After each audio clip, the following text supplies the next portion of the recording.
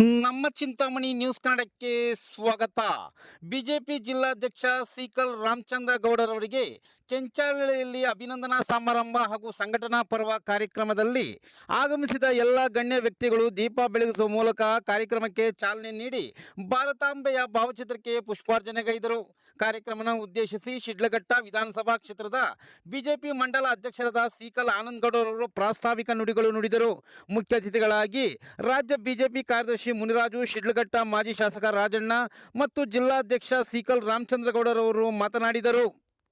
ಒಂದು ಬೇಡಿಕೆ, ಮುಖಂಡರ ಒಂದು ಶ್ರಮ, ಇವತ್ತೊಂದು ದಿವಸ ನಮ್ಮ ಒಂದು ಬೇಡಿಕೆ ಈಡೇರಿದೆ. ಸೀಕಲ್ ರಾಮಚಂದ್ರ ಗೌಡರು ನೂತನವಾಗಿ ಬಿಜೆಪಿ ಜಿಲ್ಲಾಧ್ಯಕ್ಷರಾಗಿ ನಮ್ಮ ವರಿಷ್ಠರು ಅವರನ್ನು ನೇಮಕ ಮಾಡಿದ್ದಾರೆ. ಈ ಮುಖಾಂತರ ಎಲ್ಲರ ಪರವಾಗಿ, ನಮ್ಮ ಚಿಲಕನೇರ್ಪು ಹೋಬಳಿಯ ಪರವಾಗಿ ಅವ್ರಿಗೆ ಜೋರಾದ ಚಪ್ಪಾಳಿಯೊಂದಿಗೆ ಸ್ವಾಗತವನ್ನ ಕೋರೋಣ. ಇದೇ ನಿಟ್ಟಿನಲ್ಲಿ ನಮ್ಮ ಚಿಲಕನೇರ್ಪು ಬಾಗ್ಲದ ಎಲ್ಲಾ ಮುಖಂಡರು ಸುಮಾರು ಬಾರಿ ನಮ್ಮಲ್ಲಿ ಕೇಳಿದ್ರು. ಈ ಮುಂಚೆ ನಮ್ಮ ಬಿಜೆಪಿ ಪಕ್ಷ ತುಂಬಾ ಗಟ್ಟಿಯಾಗಿ ಈ ಕ್ಷೇತ್ರದಲ್ಲಿ ನೆಲೆಯೂರಿರಲಿಲ್ಲ. ಆದ್ರೆ ಈಗ ಎಲ್ಲರಿಗೂ ಒಂದು ಮನೋಸ್ಥಿತಿ ಗಟ್ಟಿಯಾಗಿದೆ. ಇನ್ನು ಮುಂದೆ ನಮ್ಮ ಭಾರತದಲ್ಲಿ ನಮ್ಮ ಭಾರತವನ್ನ ಗಟ್ಟಿಯಾಗಿ ಕಟ್ಟಲಿಕ್ಕೆ ನಮ್ಮ ನರೇಂದ್ರ ಮೋದಿ ಅವರು ಯಾವ ರೀತಿಯಾಗಿ ಒಂದು ದೃಢ ಸಂಕಲ್ಪವನ್ನು ಇಟ್ಕೊಂಡು ಹೊರಟಿದ್ದಾರೆ.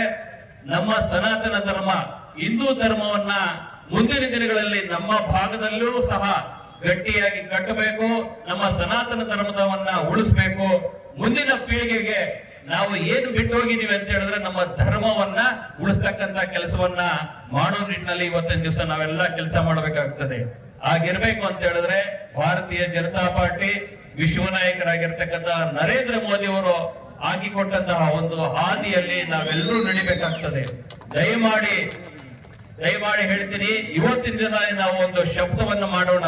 ನಾವು ಬೂತ್ ಮಟ್ಟದಲ್ಲಿ, ನಮ್ಮ ಹಳ್ಳಿ ಮಟ್ಟದಲ್ಲಿ ನಮ್ಮ ಭಾರತೀಯ ಜನತಾ ಪಾರ್ಟಿಯನ್ನ ಗಟ್ಟಿಯಾಗಿ ಕಟ್ಟೋದ್ರ ಮುಖಾಂತರ ಈ ಬಾರಿ ಏನೇ ಆಗ್ಲಿ ನಮ್ಮ ಶಿಡ್ಲಘಟ್ಟದಲ್ಲಿ ಬಿಜೆಪಿ MLA ಗೆಲ್ಲಿಸ್ತೀವಿ ಅನ್ನೋ ಒಂದು ಶಬ್ದವನ್ನ ಮಾಡೋದ್ರ ಮುಖಾಂತರ ಇವತ್ತಿನಿಂದ ಈ ಬಿಸಿಯನ್ನ ಇಲ್ಲಿಂದನೇ ಶುರು ಮಾಡೋಣ.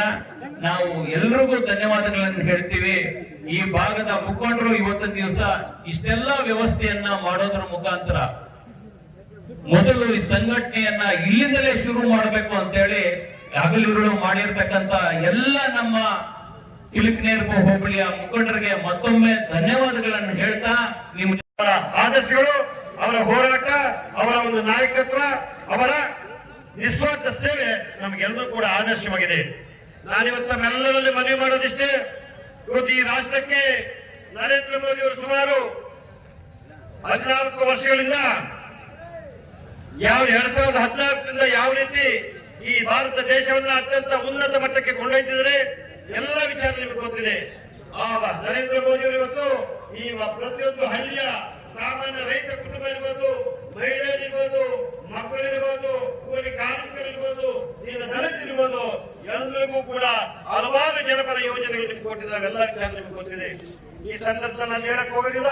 ರೈತ ಕಿಸಾನ್ ಸನ್ಮಾನ್ ಇರ್ಬೋದು, ಆಯುಷ್ಮಾನ್ ಭಾರತ್ ಇರ್ಬೋದು, ಆರೋಗ್ಯ ಇರ್ಬೋದು, ಅಥವಾ ಜನ್ಧನ್ ಯೋಜನೆ ಇರ್ಬೋದು, ಅಥವಾ ನಿಮ್ಗೇನು ಅಥವಾ ಉಚಿತವಾದಂತ ಏನು ನಮ್ಮ ಔಷಧಿಗಳನ್ನ ಅತ್ಯಂತ ಕಡಿಮೆ ದೊರಕುವುದಾಗಿ ಎಲ್ಲ ಕೂಡ ಜನಪರದ ಕಾಳಜಿಯಲ್ಲಿ ಕೊಟ್ಟು ಮಾಡಿರುವಂತ ನರೇಂದ್ರ ಮೋದಿ ಅವರ ನಾಯಕತ್ವದಲ್ಲಿ ಇವತ್ತು ಭಾರತ ಪ್ರಪಂಚದಲ್ಲಿ ಎಲ್ಲ ರಾಷ್ಟ್ರಗಳು ಇವತ್ತು ಭಾರತಕ್ಕೆ ನರೇಂದ್ರ ಮೋದಿ ಅವರ ನಾಯಕತ್ವ, ಭಾರತೀಯ ಜನತಾ ಪಕ್ಷದ ಶಕ್ತಿಯನ್ನ ಕೊಂಡಾಡ್ತಿದ್ದಾರೆ. ಅಂತ ಸಂದರ್ಭದಲ್ಲಿ ಇವತ್ತು ನಾವು ಶಿಡ್ಲಘಟ್ಟ ವಿಧಾನಸಭಾ ಕ್ಷೇತ್ರದಲ್ಲಿ ನಮ್ಗೆಲ್ಲ ಗೊತ್ತೇನೆ, ಶಿಡ್ಲಘಟ್ಟ ಮತ್ತು ಚಿಕ್ಕಬಳ್ಳಾಪುರ ಮತ್ತು ಕೋಲಾರ ಜಿಲ್ಲೆಯಲ್ಲಿ ಭಾರತೀಯ ಜನತಾ ಪಕ್ಷ ಅಷ್ಟು ಪ್ರಮುಖವಾಗಿ ಬೆಳೆದಿರಲಿಲ್ಲ. ಇವತ್ತು ನಾವೆಲ್ಲರೂ ಕೂಡ ಇವತ್ತು ನಿಮ್ಗೆಲ್ಲ ಗೊತ್ತಿದೆ, ನಮ್ಮೆಲ್ಲ ಮುಖಂಡರು ಚರ್ಚೆ ಮಾಡ್ತೀವಿ. ಚಿಕ್ಕಬಳ್ಳಾಪುರ, ಕೋಲಾರ, ಬೆಂಗಳೂರು ಗ್ರಾಮಾಂತರ ಜಿಲ್ಲೆಯಲ್ಲಿ ನಮ್ಮ ನರೇಂದ್ರ ಮೋದಿ ಅವರ ನಾಯಕತ್ವ, ನಮ್ಮ ಜಿಲ್ಲಾ ಮತ್ತು ರಾಜ್ಯ ಮಟ್ಟದ ನಾಯಕತ್ವದಲ್ಲಿ ಸುಮಾರು 11 ಜನ ಮಾಜಿ ಶಾಸಕರಿದ್ದೇವೆ. ಮೊನ್ನೆ ಎಲ್ಲಾ ಕ್ಷೇತ್ರಗಳಲ್ಲೂ ಕೂಡ ಅತ್ಯಂತ ಹೆಚ್ಚಿನ ಮತಗಳನ್ನ ನಮ್ಮ ಸೀಕಲ್ ರಾಮಚಂದ್ರ ಇರ್ಬೋದು, ಮುರಾಜ್ ಇರ್ಬೋದು, ನಿಮ್ಮ ವೇಣುಗೋಪಾಲ್ ಇರ್ಬೋದು, ಚಿಕ್ಕಬಳ್ಳಾಪುರ, ಕೋಲಾರ ಎಲ್ಲ ಕಡೆ ಕೂಡ ಭಾರತೀಯ ಜನತಾ ಪಕ್ಷದ ಶಕ್ತಿ ಇದೆ. ಕಾರ್ಯಕರ್ತರು ಹುಮ್ಮಸ್ಸಿದ್ದಾರೆ. ಇವತ್ತು ಏನು ಭಾರತ ದೇಶ ನಾವೆಲ್ಲ ಕೂಡ ಸಕ್ರಿಯವಾಗಿ ರಾಜಕಾರಣ ಮಾಡಬೇಕು. ರಾಜ್ಯದಲ್ಲೇ ನಮ್ಮ ನಾಯಕರು ಯಾರು ಅಂದ್ರೆ ಸನ್ಮಾನ್ಯ ವಿಜಯೇಂದ್ರಣ್ಣವರೇ ನಮ್ಮ ನಾಯಕರು, ಕೇಂದ್ರದಲ್ಲಿ ನರೇಂದ್ರ ಮೋದಿ ಅವರೇ ನಮ್ಮ ನಾಯಕರು. ಇವತ್ತು ಶಿಡ್ಲಘಟ್ಟದಲ್ಲಿ ರಾಮಚಂದ್ರೇಗೌಡರು ನಮ್ಮ ನಾಯಕರು. ನೀವೆಲ್ಲ ಕೂಡ ಅದನ್ನ ಅರ್ಥಕೊಂಡು ಕೆಲಸ ಮಾಡಬೇಕು. ಏನೂ ಕೂಡ ಎಲ್ಲೂ ಕೂಡ ಒಂದು ರಸ್ತೆ ಆಗಿರ್ಬೋದಾಗಿದ್ರು, ಒಂದು ಬ್ರಿಡ್ಜ್ ಆಗಿರ್ಬೋದಾಗಿದ್ರು, ಒಂದು ಜನಕ್ಕೆ ಏನೂ ಕೂಡ ಒಂದು ಸವಲತ್ತನ್ನ, ಬಸ್ಸುಗಳಿಲ್ಲ. ಮಕ್ಕಳು ಪಾಪ ಎಷ್ಟೋ ಜನ ಮಕ್ಕಳು ಬಸ್ಸುಗಳಲ್ಲಿ ಶಾಲೆಗಳಿಗೆ ಹೋಗ್ತಾರೆ. ಆ ಶಾಲೆಗೆ ಹೋಗ್ಬೇಕಾದ್ರೆ ಬಸ್ಸಲ್ಲಿ ಸೀಟ್ ಕೂಡ ಸಿಗಲ್ಲ. ಬಸ್ಸುಗಳು ಯಾವಾಗಿರೋ ಕಳಿಸ್ತಾರೆ ಇಲ್ಲ, ಫ್ರೀ ಬಸ್ ಅಂತ ಹೇಳಿ.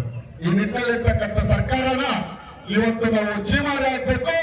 ನಮ್ಮ ಜಿಲ್ಲಾಧ್ಯಕ್ಷರಾದಂತ ರಾಮಚಂದ್ರೇಗೌಡರು ಇಡೀ ಜಿಲ್ಲೆಯಲ್ಲಿ ಸಂಘಟನಾ ಪರ್ವನ್ನ ಈಗಾಗಲೇ ಸ್ಟಾರ್ಟ್ ಮಾಡಿದ್ದಾರೆ. ಅವ್ರು ಸುಮ್ಮನೆ ಕುತ್ಕೊಂಡಿಲ್ಲ. ಅವರು ಒಂದು ಶಕ್ತಿ ಇದೆ, ಅವರಿಗೆ ಒಂದು ಜವಾಬ್ದಾರಿ ಕೊಟ್ಟಿದ್ದಾರೆ. ನನಗೆ ಕೊಟ್ಟಿರ್ತಕ್ಕಂಥ ಜವಾಬ್ದಾರಿನ ಜನರ ಮಧ್ಯೆ ಹೋಗ್ಬೇಕು, ಆ ಜನರನ್ನ ಒಂದು ಆಶೀರ್ವಾದ ಪಡಿಬೇಕು. ಇಡೀ ಜಿಲ್ಲೆಯಲ್ಲಿ 5 ಕ್ಷೇತ್ರಗಳಲ್ಲಿ ಭಾರತೀಯ ಜನತಾ ಪಕ್ಷದ ಶಾಸಕರನ್ನು ಗೆಲ್ಲಿಸಬೇಕು ಅಂತ ಅವರು ಕೂಡ ಪಣ ಕೊಟ್ಟಿದ್ದಾರೆ. ನಾವೆಲ್ಲ ಅವರಿಗೆಲ್ಲ ಸಾಥ್ ಮಾಡಬೇಕಾಗಿದೆ ದಯವಿಟ್ಟು ಬಂಧುಗಳೇ. ಯಾಕಂದ್ರೆ ಇವತ್ತು ಪ್ರತಿ ಗ್ರಾಮದಲ್ಲೂ ನಾವು ಮನೆ ಮನೆ ಮುಟ್ಟಬೇಕು, ಬೂತ್ ಕಮಿಟಿ ಮಾಡಬೇಕು. ಆ ಬೂತ್ ಅಲ್ಲಿ ಇರ್ತಕ್ಕಂಥ ಯುವಕರನ್ನೆಲ್ಲ ಕರ್ಕೊಬೇಕು ನಾವು. ಆ ಒಂದು ಭಾರತೀಯ ಜನತಾ ಪಕ್ಷದ ಸಾಧನೆಗಳನ್ನ, ನರೇಂದ್ರ ಮೋದಿ ಅವರ ಸಾಧನೆಗಳನ್ನ ಅವರಿಗೆ ಮನವರಿಕೆ ಮಾಡಬೇಕು. ರಾಜ್ಯದಲ್ಲಿ ಕಳೆದ ಬಾರಿ ಯಡಿಯೂರಪ್ಪನವರ ಸರ್ಕಾರದಲ್ಲಿ ಯಾವ ರೀತಿ ಜನರನ್ನು ಮುಟ್ತಾ ಇತ್ತು ಅಂತ ಅದನ್ನೆಲ್ಲ ಕೂಡ ಮನವರಿಕೆ ಮಾಡಬೇಕು. ಈಗಾಗಲೇ ಯಡಿಯೂರಪ್ಪನವ್ರು ಕೊಟ್ಟಿರ್ತಕ್ಕಂಥ ಭಾಗ್ಯಲಕ್ಷ್ಮಿ ಯೋಜನೆ ಈಗಾಗಲೇ ಜನಕ್ಕೆ ಬರ್ತಾ ಇದೆ, ಮುಟ್ತಾ ಇದೆ ಇಲ್ವಾ? ಈಗ ಸ್ಟಾರ್ಟ್ ಆಗಿದೆ. 18 ವರ್ಷ ತುಂಬಿದ್ರೆ ಹೆಣ್ಮಗಳಿಗೆ ಭಾಗ್ಯಲಕ್ಷ್ಮಿ ಅವ್ರ ಮನೆಗೆ ಅವ್ರು 1 ಲಕ್ಷ ರೂಪಾಯಿ ಕೊಡೋ ಯೋಜನೆ ಇವತ್ತು ಯಡಿಯೂರಪ್ಪನವ್ರು ಮಾಡಿರ್ತಕ್ಕಂಥ ಒಂದು ಭರ್ಜರಿ ಒಂದು ಯೋಜನೆ. ಇವತ್ತು ಮಕ್ಕಳಿಗೆ ಸೈಕಲ್ ಕೊಡ್ತಾ ಇದ್ರು ಯಡಿಯೂರಪ್ಪನವ್ರ ಕಾಲದಲ್ಲಿ. ಕೊಟ್ಟಿದ್ದಾರೆ ಈಗ? ಯಾವ ಸೈಕಲ್ ಇಲ್ಲ. ಸುಮ್ಮನೆ ಹೇಳೋದು ಜಾತಿ ಜಾತಿ ಹೊಡಿತಾರೆ ಇವರು, ಜಾತಿ ಜಾತಿ ಹೆಸರಿಡ್ತಾರೆ ಇವರು. ಅವ್ರಿಗೆ 3 ಮೊಟ್ಟೆ ಇದ್ರೆ ಇವ್ರಿಗೆ 5 ಮೊಟ್ಟೆ ಇರ್ತಾರೆ. ಅವ್ರಿಗೆ 10,000 ರೂಪಾಯಿ ಇದ್ರೆ ಇವ್ರಿಗೆ 50,000 ರೂಪಾಯಿ. ಆಗ ಯಡಿಯೂರಪ್ಪನವ್ರು ಆ ರೀತಿ ಮಾಡಿಲ್ಲ. ಎಲ್ಲಾ ಜಾತಿ ಜನಾಂಗದವರು ಒಂದೇ, ಹಿಂದೂ ಮುಸ್ಲಿಂ ಕ್ರಿಶ್ಚಿಯನ್ ಎಲ್ಲರೂ ಒಂದೇ ಅಂತ ಹೇಳ್ಬಿಟ್ಟು ಅಭಿವೃದ್ಧಿಯನ್ನ ಮಾಡಿರ್ತಕ್ಕಂಥ ಯಡಿಯೂರಪ್ಪನವರಿದ್ದಾರೆ. ಕೇಂದ್ರದಲ್ಲಿ ಇವತ್ತು ಜನ ತೀರ್ಮಾನ ಮಾಡಿ ಸನ್ಮಾನ್ಯ ನರೇಂದ್ರ ಮೋದಿ ಅವರನ್ನ 3ನೇ ಬಾರಿ ಪ್ರಧಾನಿ ಮಾಡಿದ್ದಾರೆ. ಲೀಡರ್ಸ್ ಅವರೇನು ನಮಗೆಲ್ಲ ಹಿಂದೆ ಬೆನ್ನಿಗೆ ನಿಂತು ಅವರು ತೋರಿಸಿರ್ತಕ್ಕಂಥ ಕಾಳಜಿ, ಪ್ರೀತಿ, ನಾವೊಂದು ಸಂಘಟನೆಯಲ್ಲಿ ಮಾಡ್ತಕ್ಕಂಥ ಕೆಲಸ ಏನಿತ್ತು ಆ ಕೆಲಸ ಕಾರ್ಯಗಳಲ್ಲಿ ಯಾವುದೇ ಕಾರ್ಯಕ್ರಮ ಇರಲಿ, ಆ ಕಾರ್ಯಕ್ರಮದಲ್ಲಿ ಈ ಕಡೆಯಿಂದ ಪಂಚಾಯತಿಗೆ 2 ಕ್ರೂಸರು 3 ಕ್ರೂಸರು ಮಿನಿಮಮ್ ಕಾರ್ ಮಾಡ್ಕೊಂಡು ಬರ್ತಕ್ಕಂಥ ನಮ್ಮ ಲೀಡರ್ ಇರ್ತಕ್ಕಂಥ ಕ್ಷೇತ್ರ ಅಂತ ಹೇಳಿದ್ರೆ ನಮ್ಮ ಚಿಲಕನೂರು ಹೋಬಳಿಯಲ್ಲಿ ಇರ್ತಕ್ಕಂಥ ನಮ್ಮ ಲೀಡರ್ಸ್. ತಮ್ಮೆಲ್ಲ ಆಶೀರ್ವಾದದ ಮೇರೆಗೆ, ತಾವು ಕೊಟ್ಟಿರ್ತಕ್ಕಂಥ ಬೆಂಬಲದ ಮೇರೆಗೆ ಇವತ್ತು ರಾಜ್ಯದಲ್ಲಿ ನಮ್ಮ ರಾಜ್ಯದ ಬಿಜೆಪಿ ಪಕ್ಷದಿಂದ ರಾಜ್ಯದ ಅಧ್ಯಕ್ಷರು, ಕೋರ್ ಕಮಿಟಿ, ರಾಜ್ಯದಲ್ಲಿರ್ತಕ್ಕಂಥ ಎಲ್ಲ ನಾಯಕರು ನಮ್ಮ ಚಿಕ್ಕಬಳ್ಳಾಪುರ ಜಿಲ್ಲೆ ಸಂಘಟನೆಗೆ ಯಾರನ್ನಾದ್ರೂ ಒಬ್ಬರಿಗೆ ಸಾರಥ್ಯ ಕಟ್ಟಬೇಕು ಅಂತ ತೀರ್ಮಾನ ಆದಾಗ ಗೊಂದಲ ಆಗಿತ್ತು. ನಮ್ಮ ಇಡೀ ನಮ್ಮ ರಾಜ್ಯದಲ್ಲಿ ಜಿಲ್ಲಾ ಅಧ್ಯಕ್ಷರನ್ನ ನೇಮಕಾತಿಯಲ್ಲಿ ಗೊಂದಲ ಆಗಿತ್ತು. ನಮ್ಮ ಜಿಲ್ಲೆ ಕೇಂದ್ರ ಬಿಂದು ಆಗಿತ್ತು. ನಮ್ಮ ಜಿಲ್ಲೆ ಈ ಒಂದು ಆಪರ್ಚುನಿಟಿ ನಮಗೆ ಬಂದಿರತಕ್ಕಂಥ ಕ್ಷಣ ಆಶೀರ್ವಾದ, ಜನ ಆಶೀರ್ವಾದ ಇವತ್ತು ನಮ್ಗೆ ಸಿಕ್ಕಿದೆ. ಈ ಒಂದು ನಮ್ಮೆಲ್ಲ ಕ್ಷೇತ್ರದ ಎಲ್ಲ ನಮ್ಮ ನಾಯಕರು, ನಮ್ಮ ಮತ ಬಾಂಧವರು ಇವತ್ತೇನು ಅಭಿನಂದನಾ ಕಾರ್ಯಕ್ರಮ ಇಟ್ಕೋಬೇಕು ಅಂತ ಕರೆದಾಗ ನಾವು ಸಂತೋಷವಾಗಿ ಒಪ್ಕೊಂಡು ಇವತ್ತು ಶುಕ್ರವಾರ ದಿವಸ ಈ ಕಡೆ ಏನು ನಾರ್ತ್ ಈಸ್ಟ್ ನಮ್ಮ ಕ್ಷೇತ್ರಕ್ಕೆ ಕೋಲಾರ, ನಮ್ಮ ಚಿಕ್ಕಬಳ್ಳಾಪುರ ಜಿಲ್ಲೆಗೂ ಹಾಗೂ ನಮ್ಮ ವಿಧಾನಸಭಾ ಕ್ಷೇತ್ರಕ್ಕೆ ಇದು ನಮ್ಮ ವಾಸ್ತು ದಿಕ್ಕು. ಇಲ್ಲಿಂದನೇ ದೇವರನ್ನು ನಮಸ್ಕಾರ ಮಾಡಿಕೊಂಡು ತಮ್ಮೆಲ್ಲರ ಒಟ್ಟಿಗೆ ನಮ್ಮೊಂದು ಅಭಿನಂದನಾ ಕಾರ್ಯಕ್ರಮಕ್ಕೆ ನಾವು ಬಂದು, ಅದೇ ಜೊತೆಗೆ ನಮ್ಮ ಸಂಘಟನಾ ಪರವು ಕೂಡ ಇಲ್ಲಿಂದ ಚಾಲನೆ ಮಾಡಬೇಕು ಅಂತ ಇವತ್ತು ಈ ಕಾರ್ಯಕ್ರಮಕ್ಕೆ ನಮ್ಮ ಜೊತೆಗೆ ಇವತ್ತು ಮಾಜಿ ಶಾಸಕರಾದ ರಾಜಣ್ಣವರು, ಅದೇ ರೀತಿ ನಮ್ಮ ಬಾಗೇಪಲ್ಲಿಯಲ್ಲಿ ಬಿಜೆಪಿ ಕ್ಯಾಂಡಿಡೇಟ್ ಆಗಿದ್ರು. ಅವರು ಬೆಂಗಳೂರಲ್ಲಿ ಜಿಲ್ಲಾ ಅಧ್ಯಕ್ಷರಾಗಿದ್ದರು. ಅವರು ಜಿಲ್ಲಾಧ್ಯಕ್ಷರಿದ್ದಾಗ 11 ಕ್ಷೇತ್ರಕ್ಕೆ 10 ಕ್ಷೇತ್ರ ಗೆದ್ದಿತ್ತು. 11 ಕ್ಷೇತ್ರದಲ್ಲಿ 10 ಕ್ಷೇತ್ರ ಗೆದ್ದಿರ್ತಕ್ಕಂಥ ಕೆಲಸ ಮಾಡಿದ ಕೀರ್ತಿ ಕೃಷ್ಣಾರೆಡ್ಡಿ ಅವರಿಗಿದೆ. ಅದೇ ರೀತಿ ಇಲ್ಲಿರ್ತಕ್ಕಂಥ ಹೋಬಳಿಯಲ್ಲಿ ಅವರು ಸಾಕಷ್ಟು ನೀರಾವರಿ ಬೋರ್ವೆಲ್ ಹಾಕಿದ್ದಾರೆ, ಕುಡಿಯುವ ನೀರು ಕಟ್ಟಿದ್ದಾರೆ. ಅವರು ಸಮಾಜ ಕಲ್ಯಾಣ ಮಂತ್ರಿ ಆಗಿರ್ತಕ್ಕಂಥ ಟೈಮಲ್ಲಿ ಸಾಕಷ್ಟು ಹಾಸ್ಪಿಟಲ್ಗಳು, ಸ್ಕೂಲುಗಳು, ಕಾಲೇಜಸ್, ಬಡವರಿಗೆ ಮನೆಗಳು, ಚೆಕ್ ಡ್ಯಾಮ್ಗಳು ಯಾವ ಕೆಲಸ ಮಾಡಿಲ್ಲ. ಅವರು ಮಾಡಿರ್ತಕ್ಕಂಥ ಕೆಲಸ ಮಾತ್ರ ಇವತ್ತು ಕಾಣಿಸ್ತಾ ಇದೆ. ಅದಾದ್ಮೇಲೆ ಯಾವ ಕೆಲಸನೂ ಆಗಿಲ್ಲ. ಇವತ್ತು ಏನಾದ್ರೂ ಮತ್ತೆ ಈ ಒಂದು ಹೋಬಳಿಗೆ, ಈ ಒಂದು ವಿಧಾನಸಭಾ ಕ್ಷೇತ್ರ ಕೆಲಸ ಆಗ್ಬೇಕಂತ ಹೇಳಿದ್ರೆ ತಾವೆಲ್ಲ ಈ ಬಾರಿ ಸಂಘಟನೆ ಮಾಡಿ ನೋಡಿ. ಈಗ ಆಗಿದೆ, ಈ ಎಲೆಕ್ಷನ್ಗಿನ್ನು ಮುಂಚೆ NDAಗೆ ಕುಮಾರಸ್ವಾಮಿ ಅವರು ಏನಾದರೂ ಸೇರಿದ್ದಿದ್ರೆ ಕಾಂಗ್ರೆಸ್ ಧೂಳಿಪಟ ಆಗ್ತಾ ಇತ್ತು. ಕಾಂಗ್ರೆಸ್ ಬರ್ತಾ ಇರಲಿಲ್ಲ ಸರ್ಕಾರ.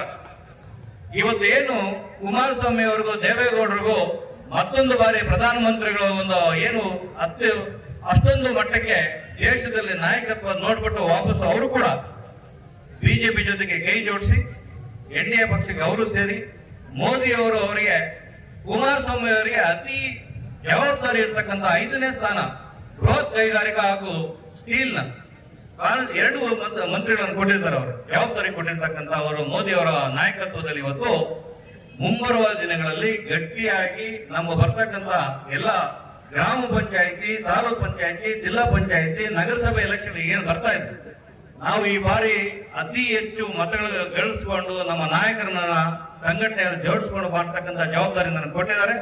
ನಮ್ಮ ಜೊತೆಗೆ ನಾವು ಸದಾ ಇರ್ತೀವಿ.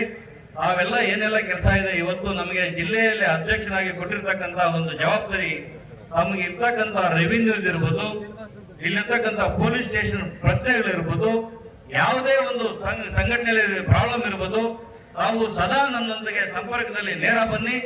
ಯಾವುದೇ ಕಾರ್ಯಕ್ರಮಗಳಲ್ಲಿ ಯಾವುದು ಕುಂದುಕೊರತೆ ಇರ್ತಕ್ಕಂಥ ಕಾರ್ಯಕ್ರಮ ಮಾಡೋಣ, ಸಂಘಟನೆ ಮಾಡೋಣ. ಮುಂಬರುವ ದಿನಗಳಲ್ಲಿ ಕಾಂಗ್ರೆಸ್ನ ಕಿತ್ತು ಹೋಗೋದು ಗೊತ್ತಿಲ್ಲ. ನಾಳೆ ಬೆಳಗ್ಗೆ ಈ NDA ಯಾವ ಮಟ್ಟಕ್ಕೆ ಇರ್ತದೆ, ಏನೇನಾಗ್ತದೆ ಅಂತ ಗೊತ್ತಿಲ್ಲ.